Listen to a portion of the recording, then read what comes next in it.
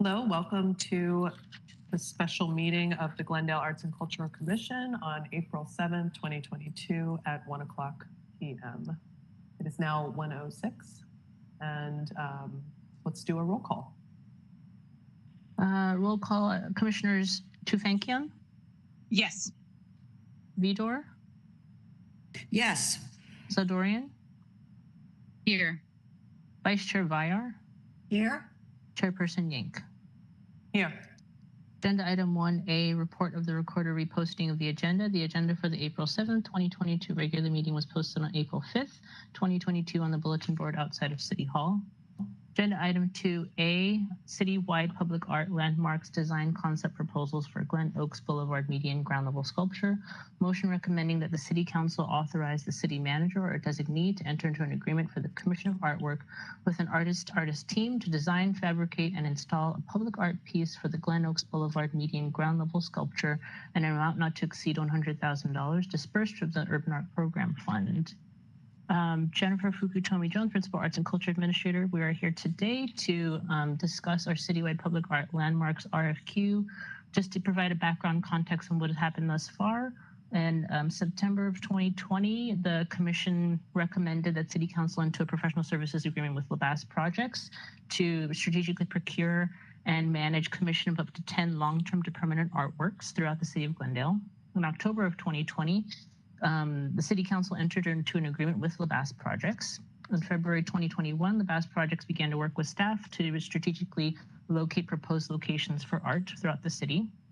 In May of 2021, Labas Projects presented the proposed strategic plan for these proposed art locations, and there are 6 locations that were included in the RFQ, which are also listed in the staff report. In August of 2021, Labas Projects released the Citywide Public Art Landmarks RFQ, and the application was closed in October of 2021, and staff received 256 applications for consideration.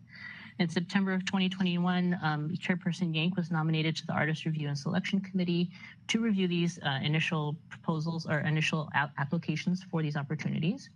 In November and December of 2021, staff has worked with Labas Projects to review these applications for consideration.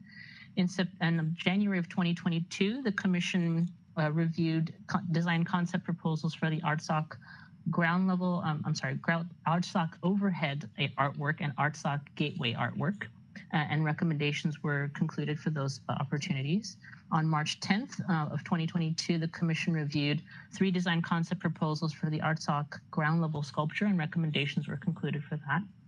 And we are here today to review specifically the proposals for the Glenoaks Boulevard median ground level sculpture. We have 5 artists that are here today that have joined us, who are waiting in the lobby. I also wanted to just briefly share Exhibits C and D, which were included in your packet, specifically the guidance criteria and the rubric, which staff has drafted in reviewing these proposals.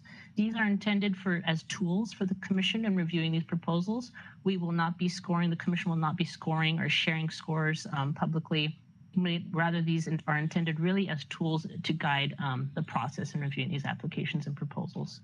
So I'm going to hand it over to Bo Bass, who is the CEO and Creative Director of Labas Projects, to kind of provide an overview, and then we'll begin inviting the artists to join us today. So Bo, I'm going to hand it over to you. Hi, Commissioners. Thank you again for joining us. Excited to keep moving through this process with all of you. We've done this a couple of times, and I think we've got 5 excellent concept proposals that artists are going to share with us. Again, this is for the Glenoaks Boulevard median. You know, we went through as part of working with Studio 111 and with the city to help determine what we thought were the most effective locations. Our team canvassed and spoke to all of you individually as commissioners, to quite a few civic and community stakeholders, and this is one of our priority installation opportunities, sort of an entrance and exit in and out of Glendale.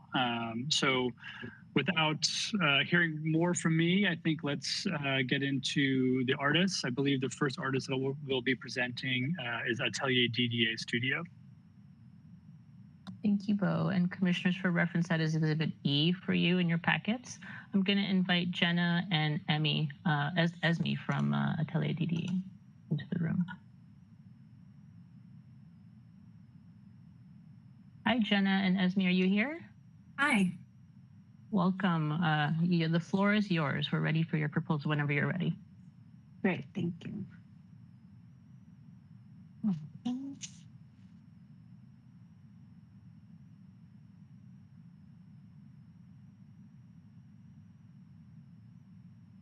Good. Well, it's nice to see everybody today. My name is Jenna, DDA, and I'm the principal of Atelier DDA. And I'm Esme Rennick, Social Impact Designer of Atelier DDA. We want to thank you all for having us today and for your consideration. The concept that we will be presenting today would involve planting a live oak sapling at the center of a series of vertical rings of steel. Over time, the tree will grow through the rings, fusing and enveloping some of the steel within its trunk. This process completes the metaphor of our own relationships with nature, our place here on site Glendale and on the planet. As a part of nature, fused together in our growth and fates. Each ring is a perfect circle, mounted so that they pivot around a common axis. The form of the rings shifts as viewers pass by. The perfect circle of each ring snaps into view only briefly as one's perspective shifts. Perhaps the most important element at the site is concealed, the Verdugo Wash. When standing at the site on the median, you're actually standing on the historic riverbank. The Hilton entry lot and turnaround is built on a bridge that spans the river channel, concealing it beneath concrete decking. In fact, the way that the street is laid out here and the way that the grid of the city of Glendale works in this vicinity is entirely because of the Verdugo Wash and the way that it's responding to the landscape. So how do we honor Glendale's importance along the river? And how can we reconnect this site to the river? Trees are the protectors of the mountains and rivers. So we looked at the live oak. It's an indigenous tree. It would have sheltered, for sure, it would have been sheltering and existing on the banks of the Verdugo Wash. The name of the boulevard even suggests what was once there, Glenoaks. And if we had our way, we would plant this entire median with oak trees and recreate that glen of oaks. But for this commission, we're just responding to the urge for a single, kind of singular, iconic piece. So we have suggested this sapling encircled by rings of steel.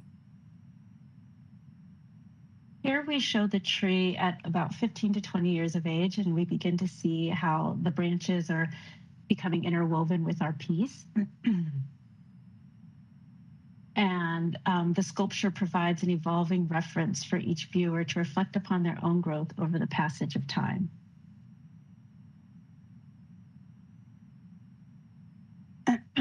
And here we have the mature tree. Instead of concealing the age of the tree in its trunk, the steel rings display its age, marking the passage of time as the tree grows larger and larger. The rings are 20, 30, and 40 feet in diameter, mounted in the ground with anchors and designed to look as though the circles continue into the ground. The steel rings would be illuminated by linear LED edge lighting or by architectural uplights mounted from below. The sculpture is visible day and night from both sides of the median to eastbound and westbound traffic as they go along Glenoaks Boulevard. The Hilton Hotel would also have a lovely view of the sculpture, and as would the pedestrians as they pass by on the sidewalk. So how are we going to build this? We're thinking we are going to be mounting this on concrete anchors embedded in the ground, and then the rings would be assembled in sections and erected by shutting off one lane of traffic and tilting them up into place. They are slightly askew, but that is to give it some interest as you pass by. There's always this sort of shifting perspective as you go by.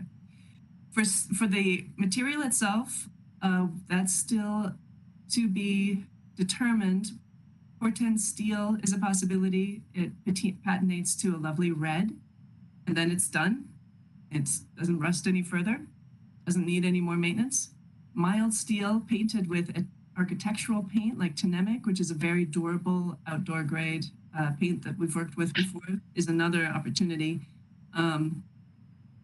to seal and brightly color the piece. An alternate concept, because we just couldn't help ourselves, because Glendale is known as the Jewel City. So we thought, well, you know, let's show the jewel of Glendale. Maybe the jewel of Glendale is actually the oak tree, is actually nature and all the nature that surrounds Glendale and that Glendale supports. So we are suggesting here as an alternate concept, the jewel of Glendale, the Jewel City, and it too would be edge-lit. The tree would be planted at its center and then gradually grow up through the jewel, enclosed and sheltered by the steel sculpture.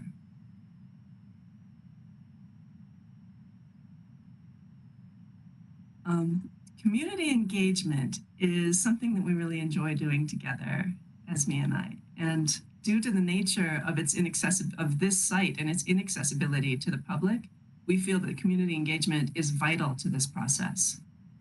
We will invite families to leave their mark on the artwork and host a community event, a kind of a workshop event, either at the Glendale Public Library or maybe at the Brand Library. And I have to add that in between the time that we created this proposal and now, I've become the new executive director of the LA River Public Art Project. And our mission is to connect communities to the river and its watershed via public art. So as one of our pilot projects, we would love to host a workshop and extend the impact of this piece through hands-on workshops that we could offer as well, sort of as a partnership with the artists. Something we really appreciate about this level of community engagement is we feel that then communities get to have a say in how their space is like developing, and they get a sense of ownership in the piece, which is really what we want. We want the city to embrace it. So the workshop will be led by artist and an Indigenous advisor of Tongan descent and myself. I'm also Indigenous, who will give participants background on the site, its history, the artwork concept, and the relationship and value of live oaks to Native people and the health of our environment. Participants can make their own symbols, share their own stories and memories related to Glendale, the Verdugo Mountains, rivers, and trees. Keywords and phrases from the stories, along with drawings and symbols, will be laser cut into the steel prior to forming. And as Jenna had mentioned, that there was kind of two options for our material. If we went the painted route, we would work with the community to figure out and make a meaningful selection on what that color would be. Oops, sorry. So augmented reality is becoming more and more prevalent in public spaces. It's becoming more and more a tool of engagement and extending the impact and even the meaning and deepening the meaning of public art projects in cities. In this example, for this project, we would add an AR experience. If you're not familiar, it's a handheld app that works on your cell phone. You look into it and then it seems to show just what's in front of you, but then there's something else happening. It's usually a very photoreal animation. And our goals would be to provide on-site interpretive opportunities, including an Indigenous land acknowledgement, animations of the projected growth of the tree over time, embedded oral histories collected by ourselves in the Glendale Public Library, and even language overlays that could include Tongva, Armenian, Spanish, and other regional dialects. We have a little video that kind of shows what we have in mind. So imagine you're looking through your cell phone and you look at this and you suddenly see the tree grow, and then coming into your screen, you learn the Tongva name of the Los Angeles River. Maybe you learn Wea Ashar, or oak tree in Tongva. Maybe then we also continue on to some other languages. There may even be a way to select as you walk around. It stays in your frame and it stays very photoreal. This is kind of just a crude little mock-up just to kind of show you some fun that we could have with this AR experience. But it could become a very rich tool. And it can be accessed via QR codes in the lobby of the Hilton, on a plaque that might be mounted on the street, or from the Glendale website. the Glendale City website. Jenna and Esme, you are at time if you'd like to make your closing comments. Sure. So the budget is self-explanatory. The timeline, likewise, we can do the work within the timeline. And I just wanted to add that the LA River Public Art Project is developing an LA River Arts DAO, which is kind of a hybrid between a board of directors and a crowdfunding tool. And we would like to invite the city of Glendale to join into that DAO and join other fantastic culture-based organizations that are up and down the river, including FOLAR, hopefully Clock Shop, and other culturally engaged community organizations. Would be a new way of funding and engaging the public. So with that, we thank you for your time and are ready for any comments or questions. Thank you so much, Jenna and Esme. Chairperson Yank, may I go through the roll? Yes. Vice Chair Byer, do you have any questions? No questions, but just thank you very much for a fascinating concept. Thank you. Commissioner Tufenkian? Thank you for the beautiful concept. I love that nature is part of this and it evolves and there's going to be a passage of time and it's going to continuously change. I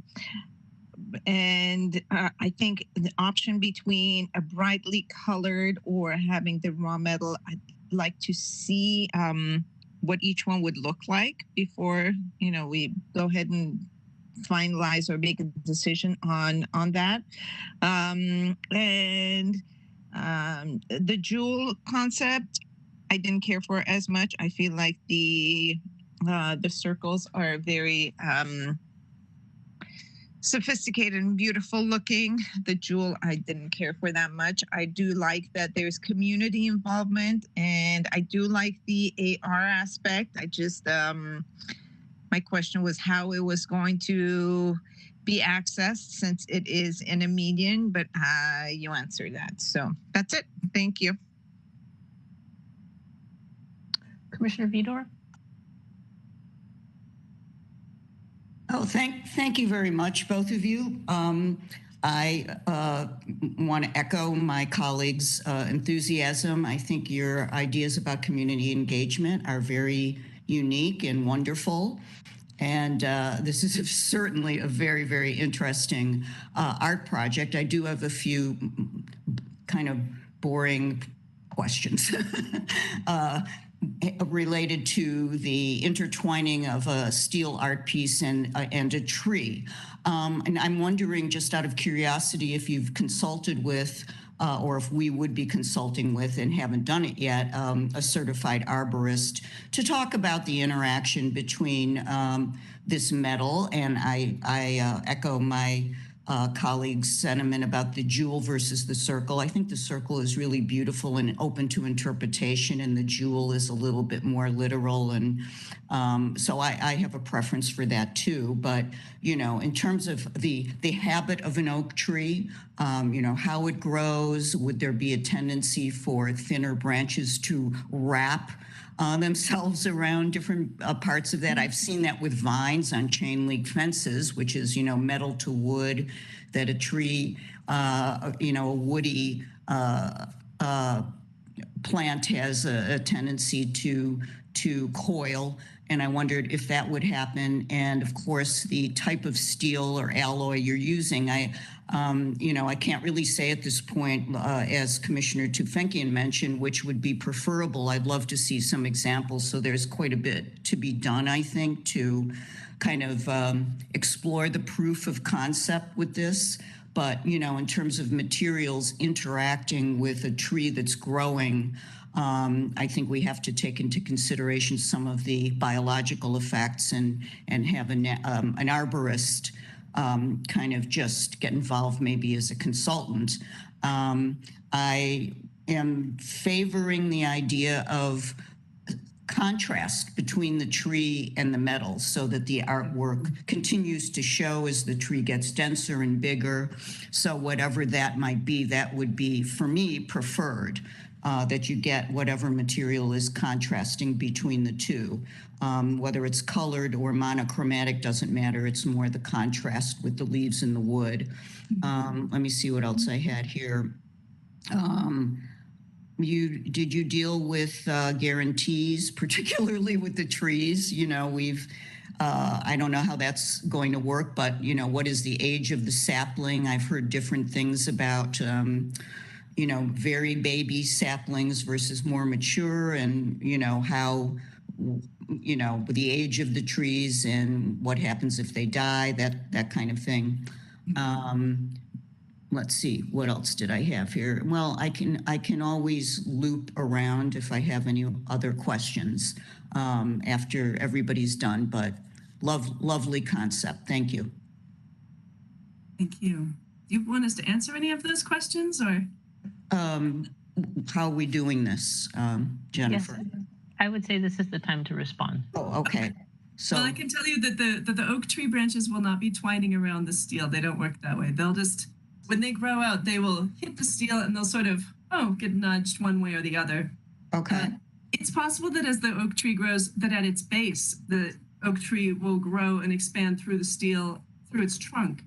We've seen many of examples of that happen in nature, and it is never an issue. However, I do work very closely with both native plant specialists, native habitat restoration botanists, and have worked with arborists as well. So for sure, we would check in to double check, particularly about where the footings are located in relationship to the sapling.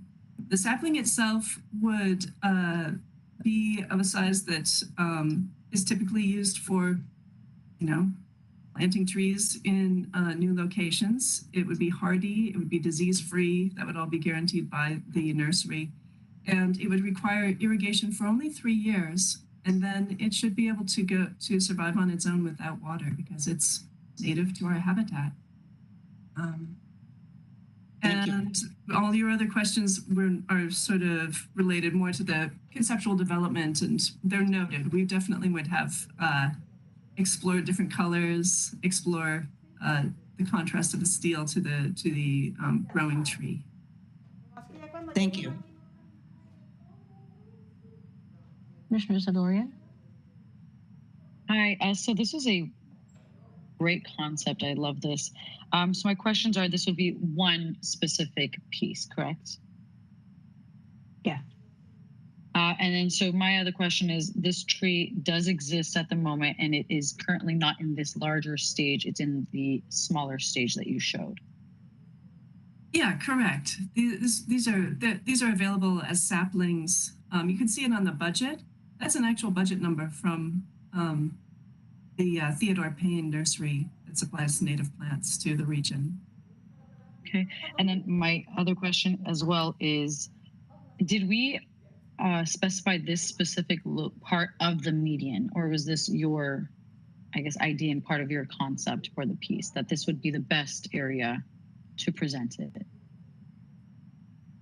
That's a good question. We looked at all areas of the median and derived at just sort of this central location, liking the way it's framed against the Hilton Hotel, and liking the way that it's maybe the widest point of the median so that the oak tree roots itself can extend. It hasn't come up, but I know, for the City of Glendale maintenance, we don't want to cause buckling and sidewalk problems or road problems. So it's a very wide part of the median, and it's actually kind of a fantastic site because it won't cause problems with sidewalk. There is no sidewalk. Yeah, exactly. I enjoyed it so much that I thought it would be very nice if it was, there was another to face it actually on the other side of the street. So I know that this is kind of in that one area where there's like a Trader Joe's, the Hilton Hotel. It's actually a slower part of Glenoaks. I know that we were hoping that an art piece would cause, traffic to slow down and it would be on an area that would be a little bit of a more commotion, I guess. But I mean, I still love the location. I actually would love for it to be in more than one location. So my only recommendation would be, well, one, I agree with both Commissioners Vidor and Tufenkian on the jewel versus circle. I think that the circle has more to offer as an art piece, but the material, I just wonder what this would look like as a reflective piece. I thought that would be very interesting. I wonder if that would actually cause issues for people driving by. If that is reflective and sun's, and I guess we're getting reflected off into the drivers. But I thought that would be great as a metal piece rather than a colorful piece, and for it to be reflective. So my only recommendation, other than that, sorry, I keep adding things onto your plate, but I know that we had a piece that recently went to the city council, and they had an issue with, sharp objects and people who would be walking by. There shouldn't be really people walking on this median. However, I just want to make sure that if the city council does ask or have issues with, the dangers of sharp parts of these circles, that we can answer those questions and have it taken care of before it goes forward, if it were to be chosen. So I just want to put that onto your radar as well. Other than that, beautiful, fantastic piece. I have nothing else to add. Thanks. Yeah. The steel is dimensional. It's 4 to 6 inches wide. It's tube steel, so that's structural. So no sharp edges there. And I love the idea of it being reflective. That's a beautiful idea. If it's possible, if Public Works is okay with that, that would be great. Thank you so much.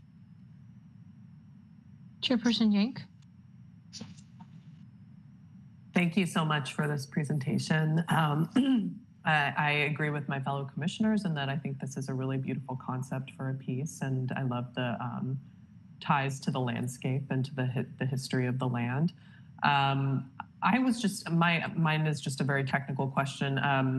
Does the tree require, you mentioned the irrigation. I'm just wondering, would there need to be like some trimming or, required maintenance or, sweeping up of debris or things like that as it grows?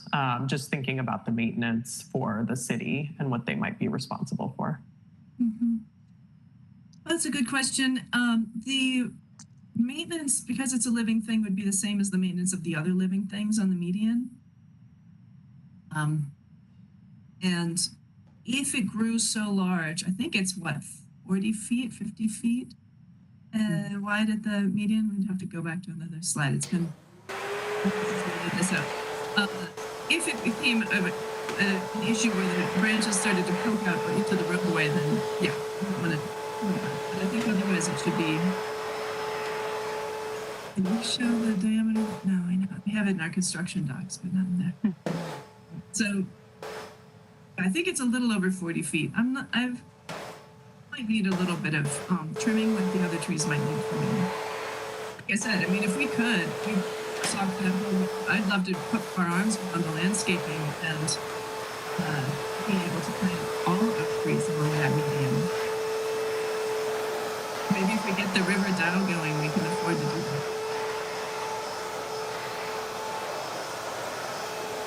Is anybody else getting that feedback? Yeah, I don't know. I am, yes. I was wondering Can if somebody mute themselves? I don't know if that's someone's background. It's the Glendale TV is the one that's causing noise. And Esme, do you have anything you'd like to add? No, sorry. I don't think that's for me, right? It's the Glendale TV needs to mute themselves. That's the GT. Oh, okay. Okay. Can I ask one more question, or do we need to move on? Yeah, go ahead. Could you just elaborate a little on the lighting concept for this? How you envision it looking at night? Sure. Ideally, we'd be able to install edge lighting along the interior of each ring, a little bit like cove lighting, to create this glowing band along the inside of each of the rings. If we didn't have budget for that, we would then put uplights beneath it and achieve very, very similar results with embedded landscape lighting on either side of the tree that are flush mount so that they could be mowed if the median continues to be mowed. Oh, okay. That was one of the things I was looking for. Thank you. Sure. Quick comment. If it was up mount upwards lighting, that would light the tree as well and not necessarily just the sculpture, right? Yeah, So that's true. the sculpture won't stand out as much. It might be interesting. It's it's something to play with. It might be interesting that that you look and you think it's a tree, and then you say, wait a minute, what are these concentric bands that are inside the tree? It might be interesting. It's something that we could definitely we do a study on it, so see how it looked both ways. That's true. And maybe in the dark, if you only see the circles, then you wouldn't know that it's embedded. A tree is embedded in there. So maybe uplighting might be better. I don't know. Maybe it never really gets very dark right there. It'll never be so pitch black that you don't know there's a tree there. Even with the lights, it's very urban lit. Okay, thank you. Yeah. Questions? Any other final comments? Great. Well, thank you so much, Jenna and Esme, for being here today and for presenting this to us. We really appreciate it and appreciate your time. Thank you. Thanks for the great questions. Thank you so much. And we will, you may exit the meeting now. And if you have any additional questions, you can reach out to the VAST project, but we really appreciate you being here today. Perfect. Thank you. Thank you. Okay. Next up, we have Brian Brush, that it says Exhibit F for commissioners. Just as a reminder, we do have 4 additional presentations. So if we can move through the questions relatively quickly, we do have to end the meeting no later than 4:30 because there is a meeting following ours. So I'm going to bring in Brian Brush.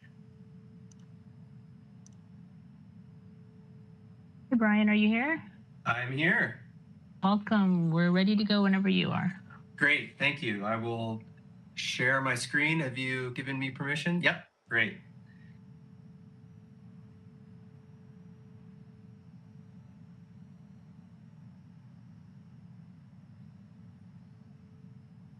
Okay, can everybody see my PDF full screen? Nope, okay, hold on one sec. How about now? Perfect, yes. Okay, great. Thank you. Well, thank you so much for having me today. And I'm truly honored to be a finalist. So I will share my proposed project with you for the Glenoaks Median. It's entitled Lineage. Before I get into it, I just want to give you a little bit more background about me and my practice as a public artist. So in general, I do a lot of work, but my main interest and exploration in the artwork I do is in the phenomenal visual effects that emerge from the interaction of light, material, and geometric structure in art, with a particular purpose towards manifesting cultural identity of place. So just about every one of my works is able to engage this topic and this purpose. Bit more about my background. So currently I'm the director of the Community Design Center at Montana State University in Bozeman, Montana. The Community Design Center is one of the longest running community design centers in the country. We've been doing projects for communities across the state of Montana for over 40 years. And so I also teach at the university here. And so it's a great sort of situation that I'm in where I get to design public art projects all over the country, but then also contribute to projects here in my home state. My approach to public art, in addition to interaction of light and material, which, as you can see, is really about trying to amplify and maximize what light can do as a communicative medium interacting with material. So I don't do billboards, I don't do screens that have animated content, but I really try to create works of public art that creates this sort of nebulous space between what is light and what is material to tell stories. There are many layers to the work I do. Obviously, I'm interested in inspiring the public through the artwork. So a situation like this where a couple decides to take their engagement photographs on the work that I've done, that's kind of the goal. The goal is to get people to form relationships with the work that I do. A lot of other things that I do, including framing and celebrating context. Obviously, context is important to any public art project, but through the work that I do, I try to, again, amplify what is already there. So the works I do are contributing to the raw material that is in the site context. And again, contributing to image identity of place. I often get asked to do works that try to get at the core of a sort of community's identity or their cultural expression. So this is a piece that I did in downtown San Jose, California, that was trying to be a work of art that announced San Jose to people arriving on planes, such as in this image, but announcing San Jose as the capital of Silicon Valley. And probably one of the most important parts of the work that I do is high fidelity realization. So basically what you see when I propose something is what you will get in the end. This is really important to me. So this is an example of a project I did in Raleigh, North Carolina. This was a proposed rendering of the material quality, and here is the result. And in fact, I think this is even better than what I proposed, but at minimum, what you end up with is captured in what I'm trying to show you. Brian, you have a 2-minute warning. Okay, thanks. So getting to the proposal, this is about life, memory, place, and history, obviously. So public art for me is not just about creating artifacts, but creating, manifesting identity and generating a public experience. So Project Lineage is doing exactly this. I'm taking inspiration from kilim woven rugs. So these are not only Armenian kilim, but this is a textile that's endemic to a certain area of the world near Armenia. And I know how this project is so close to, in both physical proximity and in kind of spirit, to the Armenian Cultural Center and Museum that is nearby. And so I looked to this as a resource to begin. And the kilim is identified by very stark, pronounced geometric patterns that interweave gradations of color or gradients of color. And so what I'm attempting to do is basically make a 3-dimensional woven artifact. So Lineage does exactly this by taking these fractal-like folded angle planes that weave around and up through a vertical structure to create depth, illusion, and pattern. And so this is the result. And what I like in this project too is actually a family. It's sort of a family of 3 artifacts that have individual identity, but they have a shared DNA. And I think that this idea really gets at the heart of, just about any sort of culture that may be in a condition of diaspora, maybe a family is sort of separated or spread apart geographically or even through time. And what this attempts to do is recall that there's always the connection through the pattern and the structure of the relations through time and history. So a couple drawings about the piece. Obviously, it's located in the Glenoaks median. It has, again, these kind of fractal-like unfolding cubes, we could call them, stacked onto 3 vertical steel columns, the tallest being around 25 to 30 feet. And the minimum height above the ground plane, we can adjust. So that can go up or down, most likely up for sort of safety concerns. And along with it, there is integrated LED lighting. So I'll get to the pages that shows this sort of at a nighttime view. But as you can see in this close-up view, it's really about this layered pattern weaving and stacking onto itself. So there's great depth and illusion to this piece that makes it have a different character and quality of vision from different points of view. So as you can see in this image, there is some sort of translucency in certain angles, but also opacity. So really from different sides, depending on the approach you're taking on the road, you will see a different character to this piece. The idea is that there could be interactive and dynamic lighting integrated with this, but if for whatever reason there isn't any infrastructure in the site for that, then maybe we could just uplight it so that it has some dramatic effect in that median site context. So just a few more images here floating around the periphery of the artwork.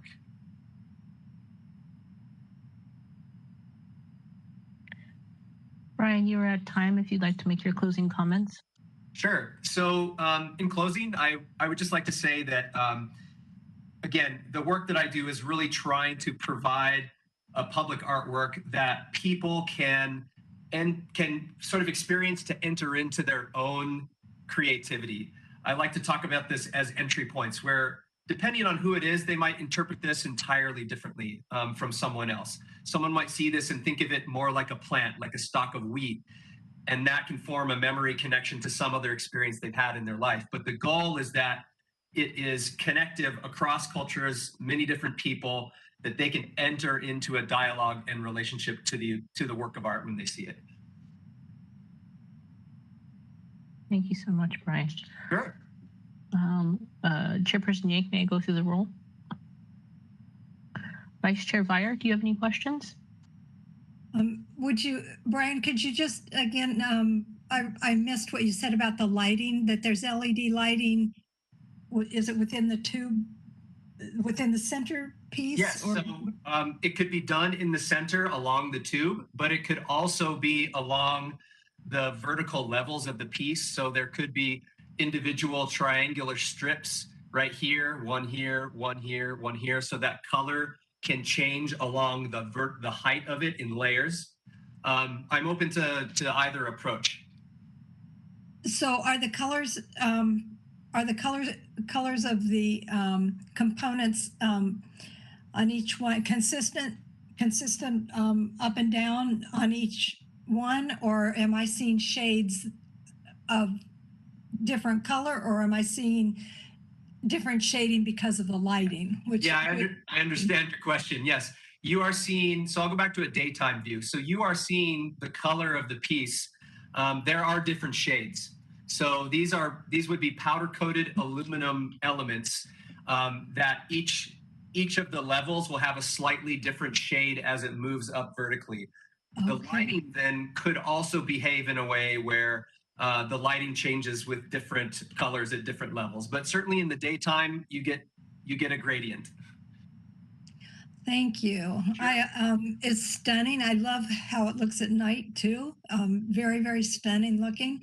I appreciate your reference to family. You said it could be interpreted as a family, right. And in terms of a nod to the diversity of Glendale, I appreciate not just the Kilium of the Armenian culture, but thank you for your reference for referencing show as well. Sure, thanks. Commissioner Tufekcion. Beautiful piece. I too like the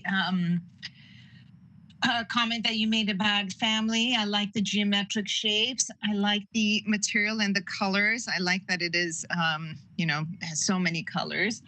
And I would definitely want to see it lit up. I think you mentioned that it might be lit up from inside or might not be. Now, my question would be in regards to, I guess, the maintenance of this, and if something did happen to one of the pieces, one of the elements, how would you fix it, and how does that happen? Absolutely. So, like with any other public art commission, there's a 1 to 2 year warranty from the artist. And so, if it would happen in that time, I would come out and I would replace the part. It's as simple as that. Whenever I build any of these things, I get extra parts. In fact, what you're looking at, the parts that this would be made of are leftover cuts from the project I did in San Jose on the roof of that building. So to produce that project, there were all these offcuts that were generated. So all these pieces are actually repurposed pre-existing material. So that's kind of a tip to sustainability. But I have more of these things, and I will get more of them powder coated. And if some of these fall off, get damaged, whatever it is, it's designed to be easily replaceable, so that it's not too much time or difficulty to take the damaged part out and replace it with the appropriate color in that spot. And of course, I would leave, assuming you have space to store them, a whole pile of these things with the city of Glendale, so that in the future, and of course, I will always be available to help out, that this could be, totally fixed and taken care of. But yeah, it's not if one piece goes, the whole thing doesn't go. It's just that one local repair that would be made.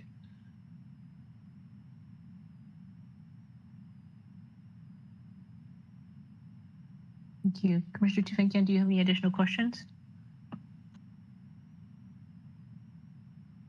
Oh, sorry. Yes, I was muted. I guess my next question would be in terms of safety. Being in a public place, we always need to think about, how people can climb and so on. How tall is the base? Sure. So we would design this so that the very bottom part of these would be around that like 10, 11 foot or as needed as you recommend height, so that somebody could not jump up and start climbing it. And I've had projects climbed before. I'm very familiar with this situation. And so what we would do is, rather than shorten the amount of colored elements that are there, we would simply make the central column taller. So basically making that bottom section right here where we see the exposed column, that would get taller and longer, so that people actually don't really have anything to climb onto. Got it. Thank you. Sure. Thank you. Commissioner Vidor? Thank you very much. Really appreciate this. And I have similar thoughts as the previous commissioners who spoke. And I was very impressed as I went through your portfolio with the many very beautiful and expansive pieces that you've produced in terms of the uniqueness of the shapes that you've come up with. And I was curious as to what the shape of these pieces means and why you chose to go in this direction. The idea of a cylindrical piece on a cylindrical pole with a base like that is somewhat reminiscent of, a light. And the three together are very interesting together as they're different heights. But can you reflect at all on the shapes that you've chosen here with the round base, the cylindrical support, and then the art piece mounted on top of it? Absolutely. Excellent question. And thank you for the compliments on my work. I appreciate it. So, you're spot on. These are sort of like lanterns. You can conceptualize them or imagine them to be sort of long extruded lanterns.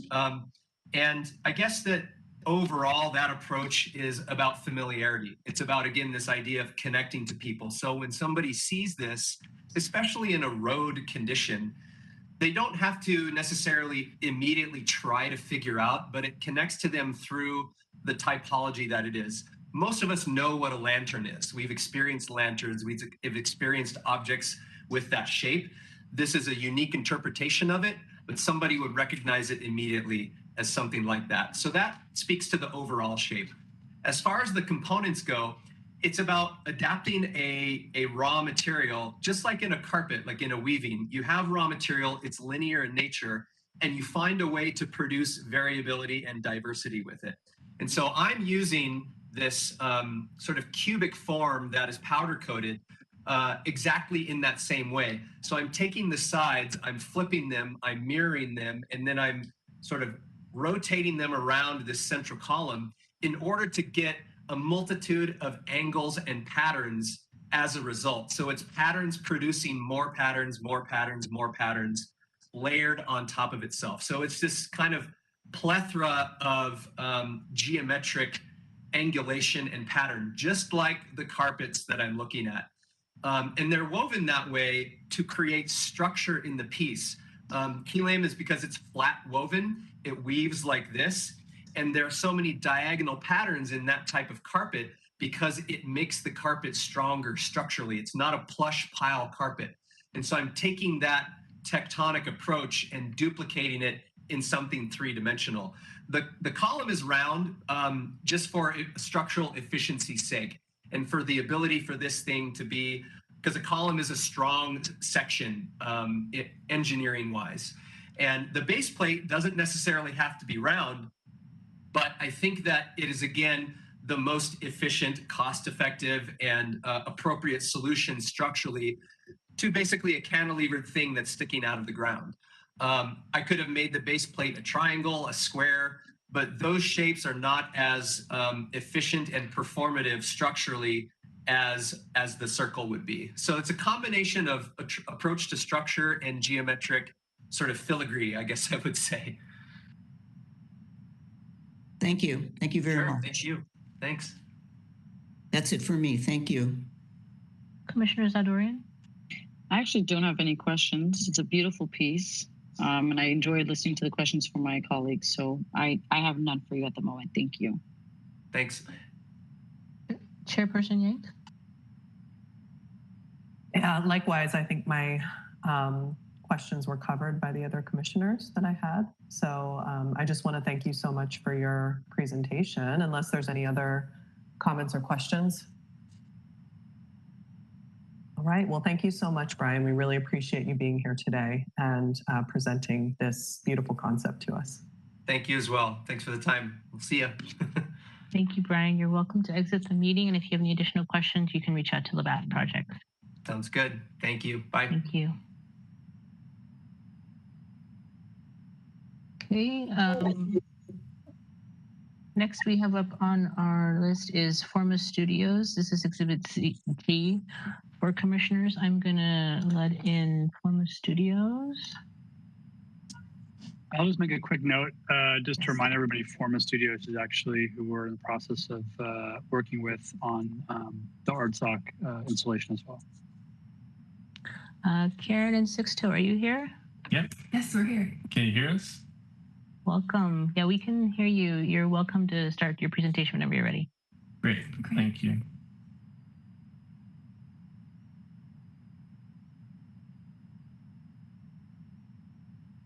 Are you able to see our screen? Not yet.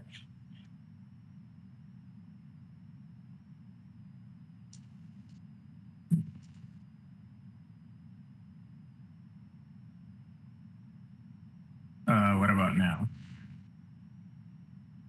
No, sorry, we're not seeing it.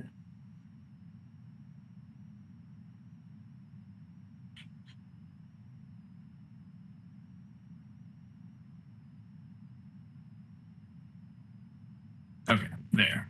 There we go. There we go. Sorry, apologies. Okay. Hello, my name is Sixto Cordero, and this is my partner, Karen Kitayama, and we're here to present our design for Glenoaks Boulevard, which we have titled Hahamonga, which from Tongva translates to Fruitful Valley. We want to briefly talk about our team as we scroll through a few images of some completed projects. Our practice name is Forma Studio. Our work is centered around improving the public spaces we share as a community. Through our artworks, we reimagine public spaces and their potential in our public lives. When we approach a project, we want our design to embody pertinent symbols that underline the character of the context we are working with. Public art presents us with the opportunity to design within complex and interesting contexts and not in a vacuum. Our mission is to enrich the context we work in with art pieces that provide a meaningful experience for those who view, approach, and engage with them. As a first step in our design process, we look at the history of the context for inspiration. This allows us to ground our artwork within the social and environmental surroundings we're working with. We're always designing solutions that holistically embrace the environmental, historic, and social layers of the site. We design places, not objects, that generate an appropriate atmosphere and a sense of belonging in those that engage with our art. Public art has the potential of highlighting aspects of identity that define a place. Furthermore, it can create spaces that complement and honor local ecologies and remind us of the importance they have in shaping our lives. For this project, we would partner with our fabricator, Kevin Mogg of Metal Arts Foundry, who's somebody we have collaborated for years, and we've talked to you guys before about them. They have been around for over 25 years and are highly specialized in metal art fabrication and have completed countless projects. The next few slides are a couple of large-scale metal art projects designed, fabricated by Metal Arts Foundry, in which I was the designer and assistant project coordinator during my time at Crookrind Studio. These projects showcase the precision and craft of our fabricator, as well as some material qualities that have a relation to our proposal. Now, we would like to move on to describe the concept of the project for Glenoaks Boulevard. As humans, we often think of ourselves as agents of change, modifying our environment and shaping it to our needs. However, Larger than human scale landscape elements, such as the Verdugo Mountains of Glendale, remind us of the indomitable power of nature and how much it actually shapes us. The Verdugo Mountains are also an integral part of Glendale's character and are a symbol of its identity. In 1884, residents of a valley in Southern California gathered to form a town and chose the name Glendale. This name is an anglicized version of the Gaelic Glondale, which translates to fertile valley. The selection of this name is remarkable and presents an astonishing coincidence. The Tongva people, who had inhabited the area for centuries prior, referred to their land as Hahamonga, which means fruitful valley in the Tongva language. This coincidence in the meaning behind the name speaks to the character and identity of the city and how, even across centuries, it has always been associated with this idea of a fertile ground bound by the impressive backdrop of the Verdugo Mountains. While Glendale's land use has drastically changed from its initial agrarian roots, it still remains a fertile valley and one that now fosters innovation and cultural exchange. Consequently, the character of Glendale is very much tied to the Verdugo Mountains, and this geographic context makes it a special place apt for growth in the broader sense of the word. For this reason, our artwork, Hahamonga, pays homage to the Verdugo Mountains and is inspired by their natural beauty to create a remarkable marker for the city of Glendale. We often find inspiration in nature and extract geometry from natural imagery and its geographic representations. In the case of Hahamonga, the overall form of the artwork is derived from the elevation change across the longest traversing path through the Verdugo Mountains. Essentially, if you cut through the center of the mountains, you're left with this undulating sine curve, which has been reinterpreted in our design to create a beautiful geometry while remaining true to its origin. Another element we have included in our design is the appropriation of one of the existing palm trees on the site. Making the tree a part of the art piece is once again a nod to the concept of the fruitful valley and a way of directly borrowing from the dynamic and changing beauty of nature in our art. 2-minute warning. Thanks. The laser cut pattern that covers the piece is an abstraction of topographical lines extracted from the terrain of the Verdugo Mountains. These topographical lines are projected onto the surface of the artwork and laser cut before assembly. The goal of this pattern is twofold. During the day, it creates a texture that, when seen from below, allows rays of sunlight to shine through, and at night, these openings create a dazzling display illuminated by LED lights. Hahamonga is meant to create a sense of wonder and place, and serve as a marker that informs the viewer they have arrived in the city of Glendale. The design of the piece has been carefully considered, and its scale and orientation are meant to provide remarkable experiences for motorists and pedestrians alike. The artwork presents a dynamic form, offering completely different geometries from each different vantage point. We understand that maintenance is one of public art's primary concerns, and on every project we aim to design a remarkable piece that requires the least amount of maintenance possible. Because of this, we work exclusively with materials that require low maintenance. In this case, we would fabricate Hahamonga out of powder-coated steel or aluminum, and the surface would be meant for outdoor applications, such as is the use of powder coating, which has applications such as cars, signage, and architectural elements. Our finish would be UV treated and require very little maintenance. With that, we are open for any questions. Chairperson, you may start with roll call. Yes, please. Vice Chair Weyer, do you have any questions? I do. What material are those topographic plates that are So, the under? so the entire piece is made out of either aluminum or steel that we would be powder coated. I think we haven't specifically defined one of the two materials because there's an engineering concern that needs to be taken into account. Typically, steel is stronger but heavier, while aluminum is lighter but weaker. So we have to strike a balance between those two depending on the gauge, material cost, and ultimately, yeah, which one fits best with the geometry that we have designed. The panels are all metal, and yeah, everything would be powder coated and suited for exterior applications. Okay, and then there's some lighting on Yes. it. So there are at least these 4 locations for lights. The specific number of lights would be defined by a lighting study further on. But yeah, the goal is to get a glow coming from the inside out during the night. Oh, okay. Okay. It's beautiful. I like how the different perspectives, but the approaches show a different geometric configuration. And I don't know if you were inspired by Calder, but that was the first thing I thought of when I saw it. So he's definitely a big inspiration for us, as is Isamu Noguchi. It's striking. Thank you. Thank you. I'm done.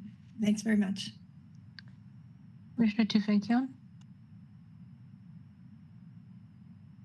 Yes, hi. Thank you so much for this presentation. I absolutely love the piece. I think it's gorgeous.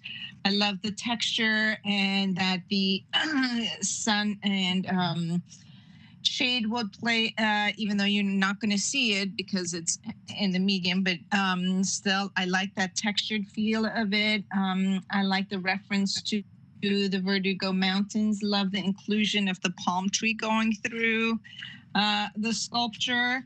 And, you know, I kind of lost the internet for a while, so I didn't hear what you mentioned about lighting, but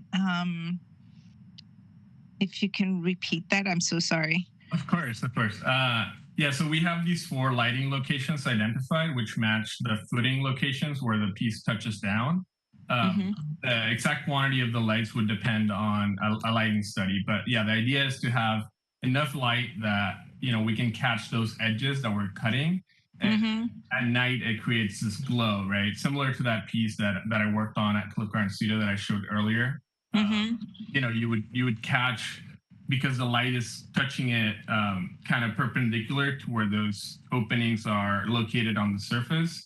Those edges would catch that glow, and we would get something similar to what we're displaying on these images. Okay, beautiful. And in this, in the drawing, I see that it's yellow inside. Is there a yellow? Yes. So the piece is composed of about 200 panels, and essentially the way that it's created, you have these pieces, which are the interior supporting structure, and then you have the cladding on top of it. The structure we would paint yellow because I think it would create a beautiful calling color during the day. And we, on our previous proposal, we also looked at the importance of yellow and the symbology of Glendale, both in the flag and just the idea of the sun as a very important character for Glendale. And, we kind of got that into this piece as well. Okay, beautiful. Love it. And no other questions. Thank you. Thank you. Commissioner Vidor? Yes, thank you very, very much. This is quite creative and evocative of Glendale in the ways you described, and I want to delve into that a little bit. The shape idea of reflecting our relationship to the Verdugo Mountains, which we're so close to, was interesting in the way you generated the computer program. And I wondered if you could just speak to the shape you decided on in relationship to the mountains, because as I was looking at your computer generated pieces and looking at the ridge lines, the main ridge lines in the mountains, I didn't exactly see it didn't evoke the Verdugos. It's a very rugged mountain range that has a number of ridges, and you've quite nicely outlined some of the ridge lines there. So how does your piece relate to the actual topology of the Verdugos? Of course. So if you see this red line on this image here, this is the longest traverse that you can do on the Verdugo Mountains, right? Like you start at one side and you would navigate it to the extreme opposite.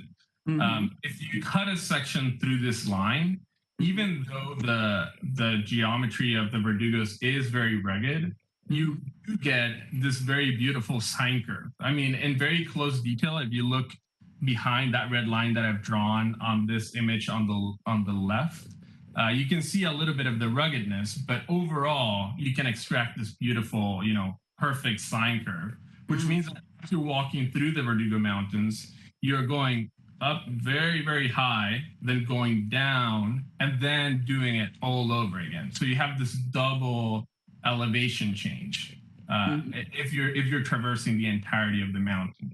So that's how we're generating the overall form.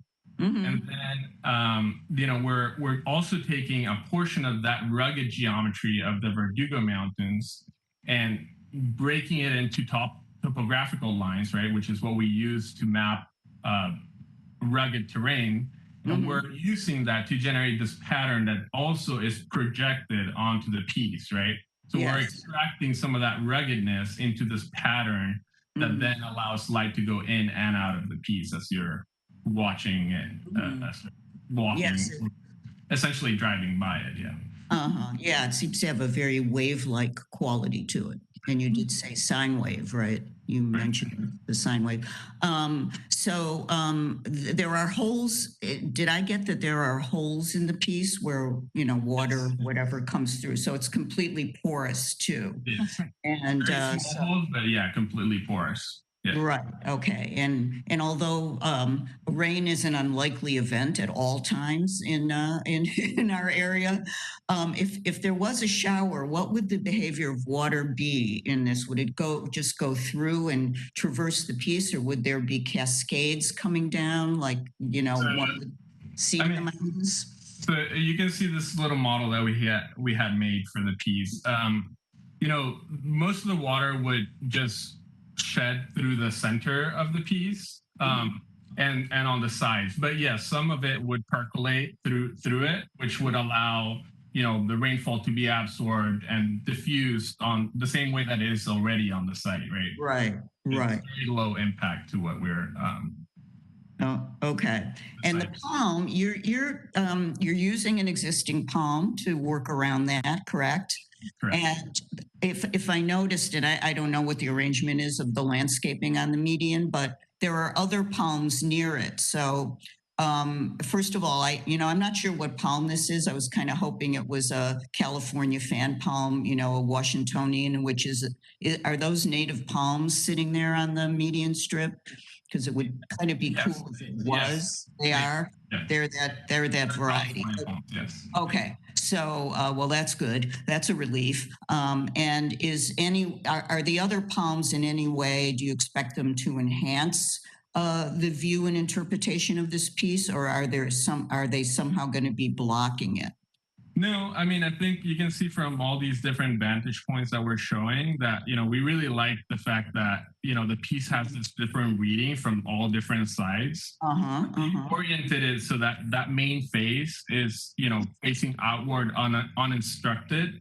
And then while you're traversing on the other side, you do have some obstruction from these palms, but in reality, we don't see it as obstruction. We see it as, part of that landscape, right? We're trying to create a piece that's really integrated into the landscape.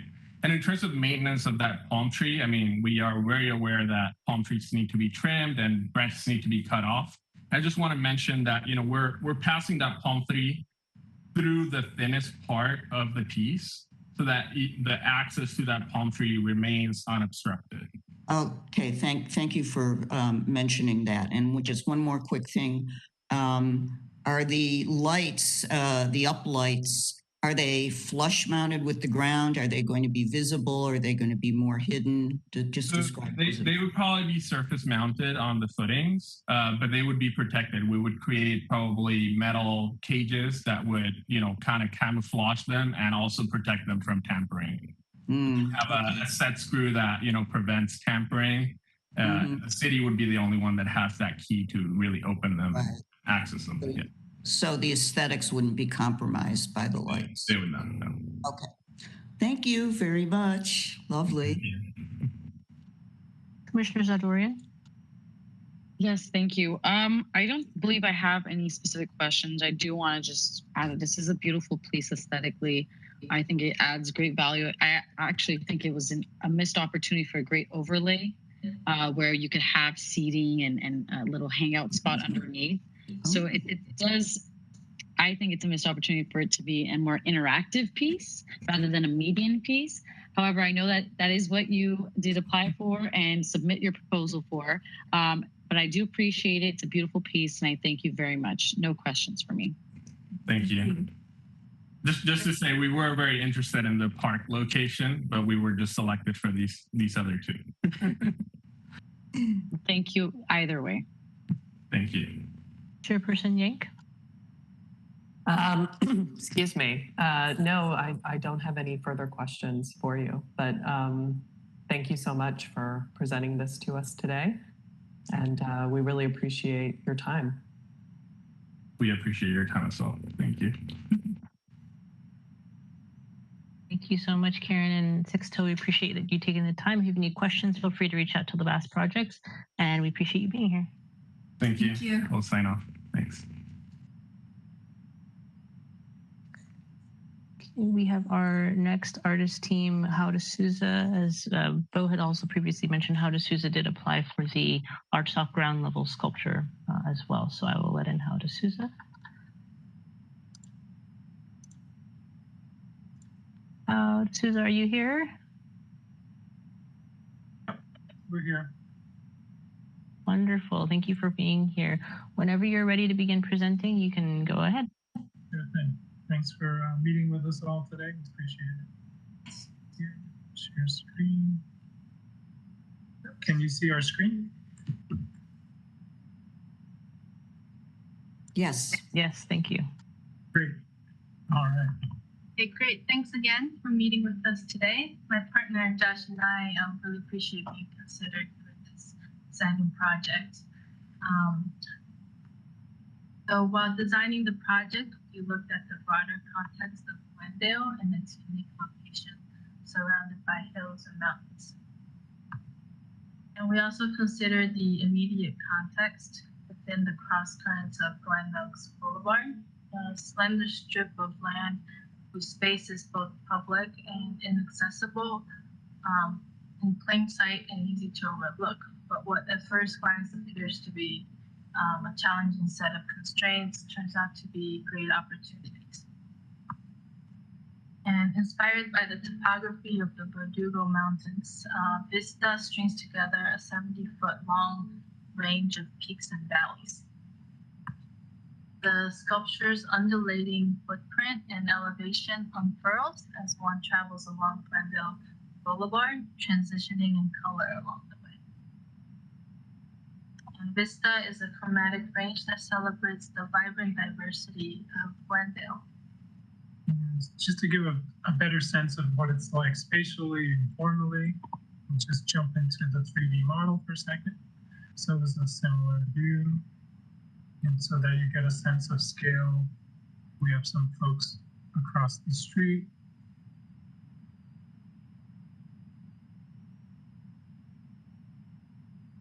So it's a pretty large sculpture. Let's jump back into the presentation.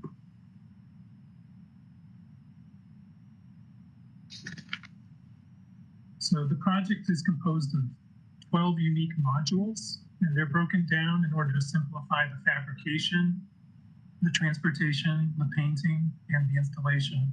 And ultimately, it also allows the project to be quite large in size. The tallest peak reaches about 8 foot 9 inches tall, and the total length stretches for 71 feet, and the width of the of the sculpture throughout is 2 feet wide. In terms of the structural composition, it's composed of steel round bar, which spans between a pair of base plates as well as a ridge plate up top. Prior to installing the sculpture, we do recommend preparing a simple base at the site that consists of pea gravel lined by a flexible Corten steel lawn edging. We can provide a CNC cut plywood template to guide the placement of the Corten steel and the gravel. And we believe this would help quite a bit in the long term when it comes to lawn maintenance around the sculpture. In regards to paint, we recommend using an epoxy primer on the steel, followed by a urethane top coat, such as Enron. This will provide great durability and color range, color options, and is very easy to touch up on site in the event that there's something like vandalism that occurs. And although the project is very large, we don't foresee an issue with the budget. And the only thing to point out is that we have not included that recommended gravel base in the budget. But yeah, that's it. Pretty quick presentation. We're happy to jump into questions. Chairperson Yank may begin with roll call. Yes. Vice Chair Vier, do you have any questions? No, I don't. It's very beautiful, colorful. I love the way it looks like the mountains. Thank you. I do have a concern about the going over budget with the in creating the pathway for the pea gravel and the edging and so forth. And did you include in the budget the actual the anchoring of it into the ground? The anchoring is included. Yes. It's included. Okay, thank you. Commissioner Tufekcion? Beautiful project. Thank you so much. And no questions. Thank you. Commissioner Vidor? Yeah, thank you very much. I love the way the project in profile and from the sides kind of pays homage to the Verdugo Mountains and the various summits one can reach on the Verdugo Mountains if one goes into the mountains. Regarding the project, I mean, I love the fact that it's a big, this is a big project, and I don't know what the total expanse and length of that particular median strip is, but 71 feet seems like a fairly significant space. So I am asking, do you see this impacting any of the landscape, particularly the trees? How much is there going to be? And then I have some questions, and maybe you can speak to the stability. We're talking about one continuous 71-foot long piece, fortunately with a low center of gravity, because you said, I believe, 8 feet tall at its maximum, but 2 feet wide. And, in cases of extreme wind or whatever, how do you see this piece staying affixed to the ground and the movement of one long piece like this 71 feet where you can have amplification of movement with something like this. So stability and impact on landscaping. 2 questions. Sure thing. So we have a quick simulation of where the tree trunks are. So currently it's positioned as such, but there would be plenty of flexibility in terms of the final position of the sculpture. In terms of the structural stability and the effects of wind, there really wouldn't be any. We've done a few projects with similar materials, steel rebar. In this case, it would be steel bar, where the wind just goes right through the project. So those projects were fully engineered. There was no effect of wind. The other thing that helps structurally with stability is actually the footprint of the project being curvilinear and wiggling back and forth. It gives it a broader, effective footprint. If you're familiar with the sculptures of Richard Serra, for example, his work tends to just be like a steel plate that kind of rests on the ground, but because it takes on geometric form, it ends up being very stable. I believe he has a couple pieces at Blackbook. where you could.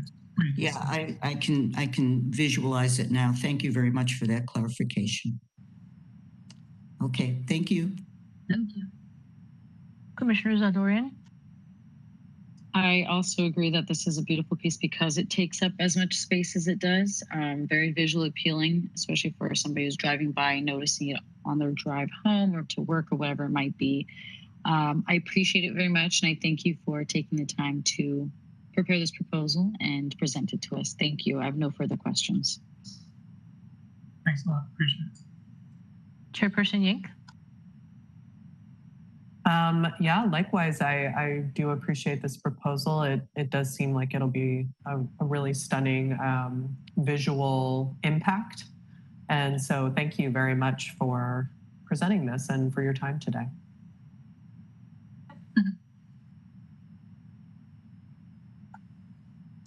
Thank you for joining us, and we appreciate the time you took. If you have any additional questions, you can reach out to the past projects, but you're welcome to exit the meeting at this time. Thank you.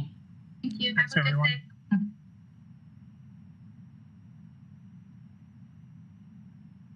day. Okay, we have one final presentation from Priscilla de Carvalho, and I'm going to let her in now. Priscilla, are you here?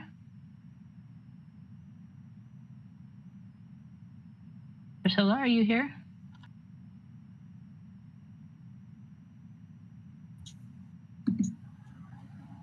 Priscilla, are you here? Hello, I'm here. Hi. Thank You're you. welcome to begin the presentation whenever you're ready. Okay, let me go to my share screen. Okay, first.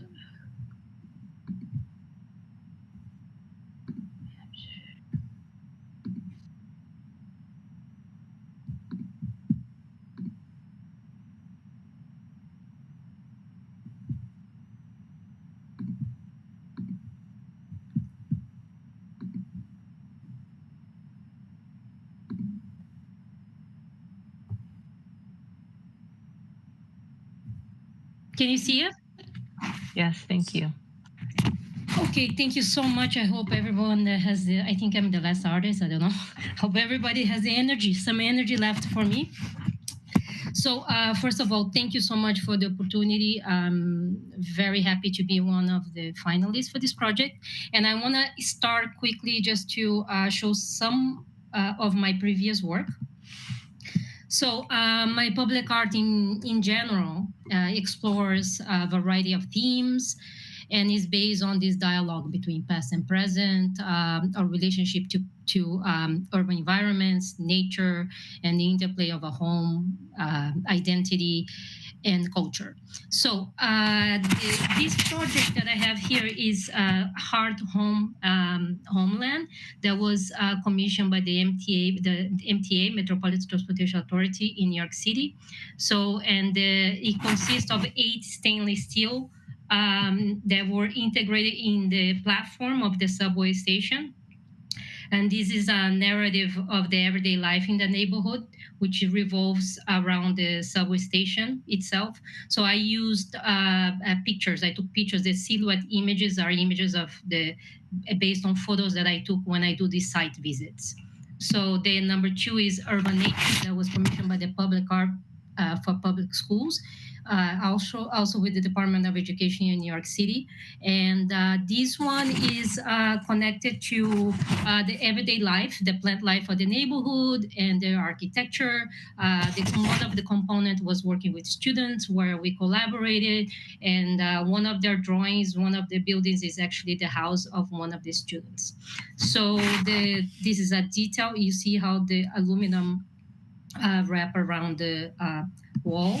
And this is the second one, third one, that I did for it's called Woodhaven, along Woodhaven Boulevard, that was commissioned by the Percent for the Arts, Department of Cultural Affairs here in New York.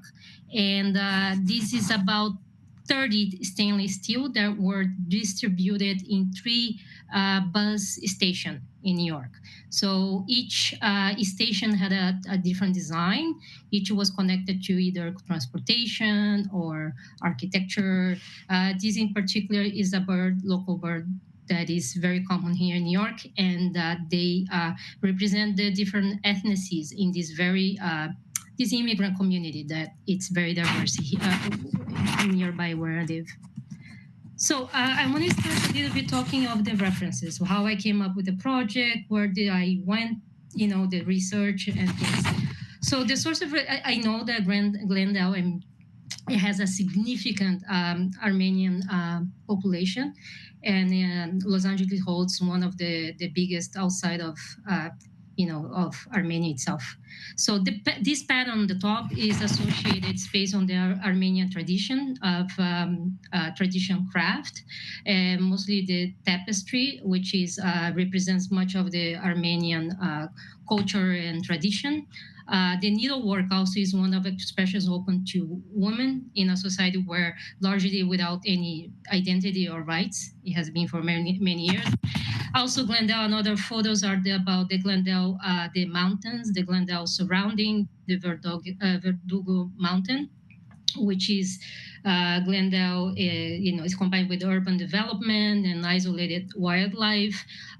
This part of the recreational area, which is for trekking or hiking or mountain biking, some of the particular plants that I found that I have found, that discovered, that is it's called wildflowers. They bloom sometimes in the spring, and they are called purple lupine and yellow-black mustard. So they are all displayed in there.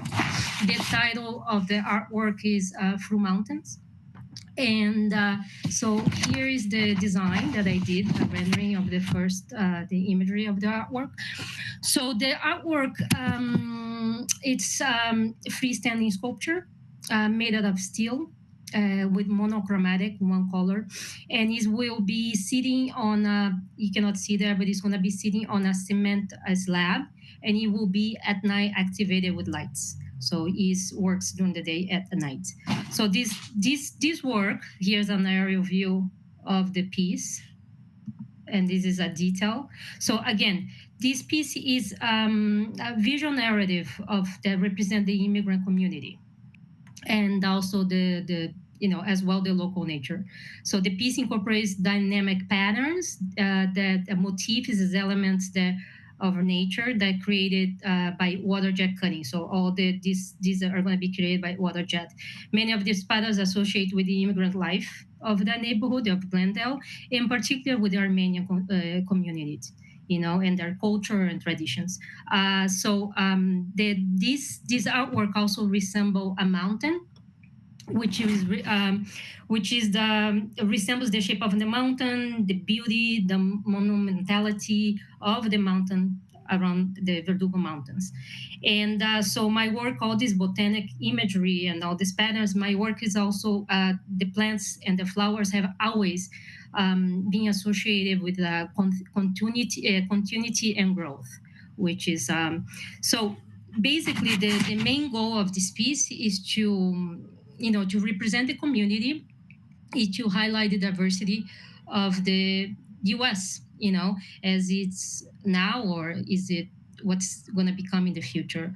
As a immigrant artist myself, coming from South America to becoming an America, so living in New York, being representing communities and creating work really connected to the community and to immigrant people is usually a very important goal for me. It's something that I am always, something that I like to see, and it talks about my background, and it's something that I feel like it creates this sense of, when you are far away, and it creates this sense of belonging and sense of appreciation when you see something connected.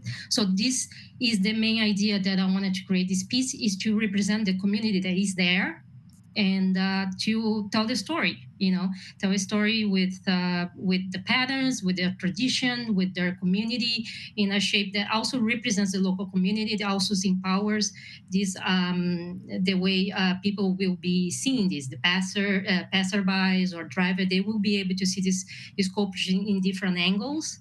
It will be activated at night, like I said, so it will be able to give this Glendale unique landmark piece. And well, that's about it. Thank you, Priscilla.